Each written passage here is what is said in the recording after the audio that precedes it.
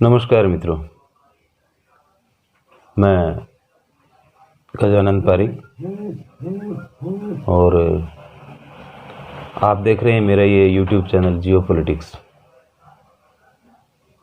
Facebook पर मैं Marwari hashtag के साथ लिखता हूँ, लेकिन मित्रों बहुत सारी चीज़ें ऐसी होती हैं जो फेसबुक पर नहीं लिख पाते हैं। इसलिए ये एक नया माध्यम चुना आप सबसे जुड़ने के लिए। मित्रों,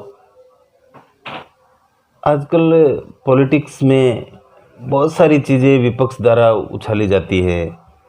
खास करके जब बीजेपी सत्ता में हो तो विपक्ष द्वारा एक बात आती है कि बीजेपी हिंदू मुस्लिम करती है, बीजेपी सांप्रदायिकता करती है।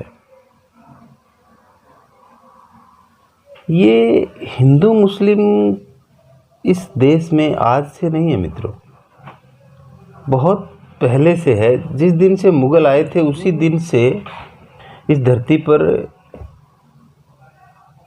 हिंदू मुस्लिम दो अलग कम्युनिटी है।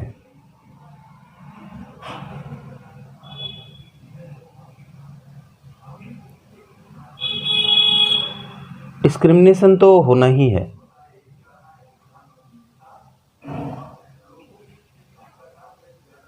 ये गांधी जी के ज़माने से भी शुरू है।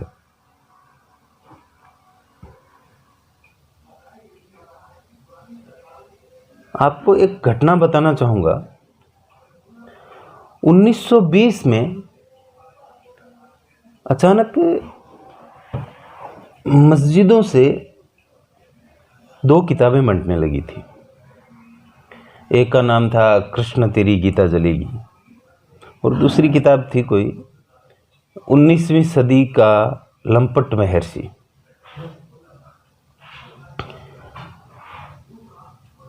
दोनों के लेखक और प्रकाशक गुमनाम थे।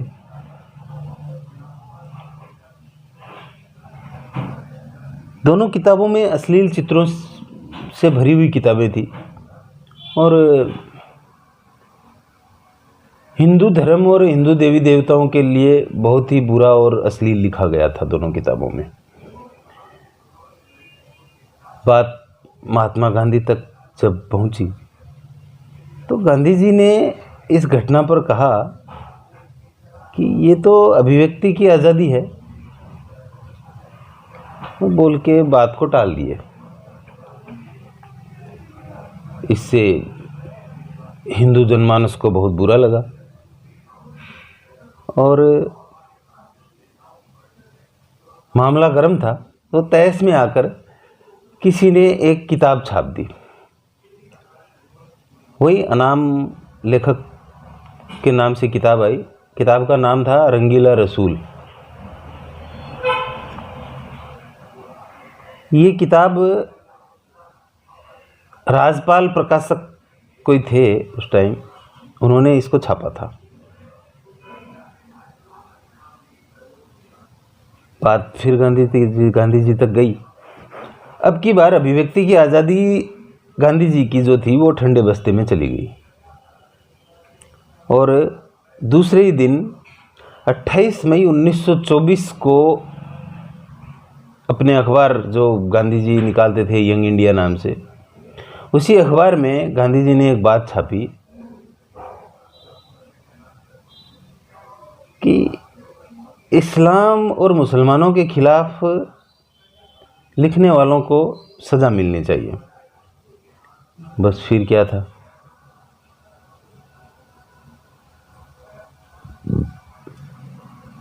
दंगे शुरू हो गए, तोड़फोड़ शुरू हो गई और जो राजपाल प्रकाशक थे, जो राजपाल महोदय, उन पर हमले होने लग गए। मामला अदालतों तक गया। अदालत में जो बात लिखी थी उसके खिलाफ कोई सबूत नहीं दिए गए, इसलिए मामला कोर्ट में खारिज हो गया। तब 3 अगस्त 1924 को गांधी जी ने यंग इंडिया में फिर से छपवाया कि जब व्यक्ति को अदालतों से न्याय नहीं मिलता तो उसको खुद न्याय करना चाहिए। बहुत बड़ी और गहरी बात थी मित्रों। इसी बात से किसी को उबाल आ गया और उसने राजपाल महोदय की 6 अप्रैल 1929 को मोहम्मद इल्म दीन नाम के एक व्यक्ति ने राजपाल महोदय की हत्या कर दी।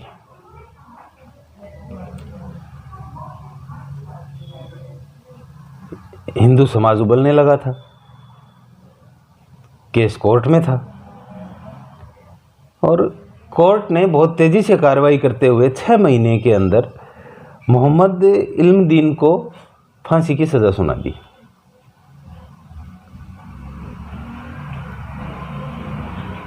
गांधी जी को फिर ऑब्जेक्शन हो गया, अंग्रेजों से पत्राचार शुरू हुआ और उन्होंने लिखा कि इल्म दीन एक नादान व्यक्ति है, उससे अपने धर्म का अपमान सहन नहीं हुआ, इसलिए उसने ऐसा कदम उठा दिया, उसको माफ़ी दे दी जाए। सोचिए मित्रों, हालांकि गांधी जी की ये बात मानी नहीं गई और उस आदमी को 31 अक्टूबर 1929 को फांसी दे दी गई थी। मगर ज़रा सोचिए कि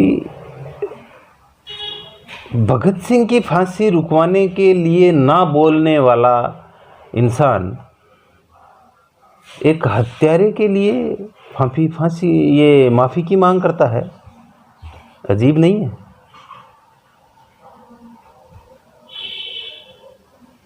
आप बताइए, अगर इंसान के धर्म को देखकर उसका पक्ष लेना, चाहे वो गलत है या सही, इसे मैं गांधी जी द्वारा किया गया मुस्लिम तुष्टीकरण और हिंदुओं के साथ धोखा ना कहूं तो क्या कहूं मित्रों?